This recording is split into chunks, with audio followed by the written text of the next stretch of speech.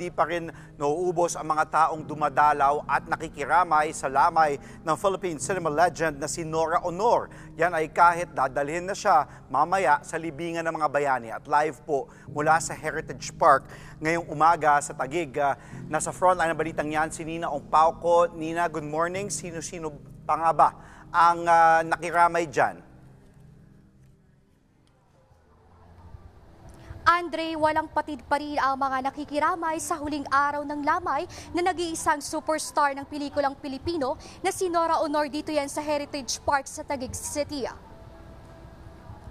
Nakiisa ang daang-daang mga Pinoy mula sa mga ordinaryong Noranians hanggang sa malalaking personalidad na kumilala sa kanyang talento at impluwensya.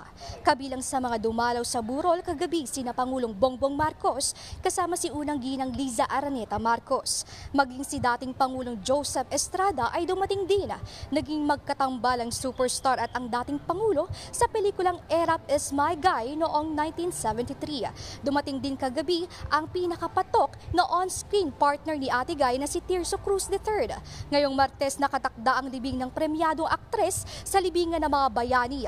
Pero bago ang libing, magdaraos muna ng isang necrological service ang National Commission for Culture and the Arts or NCCA at Cultural Center of the Philippines or CCP upang bigyang parangal ang superstar at pambansang alagad ng sining.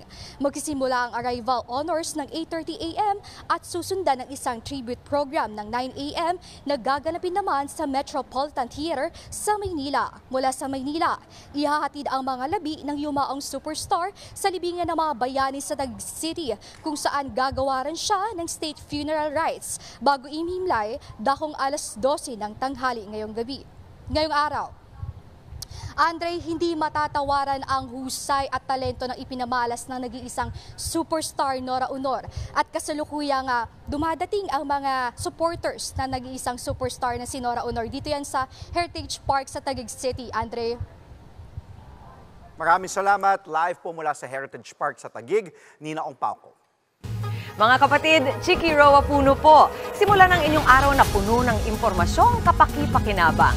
Sama na sa isang makabuluhang umaga. Tumutok at mag-subscribe sa social media pages ng News 5.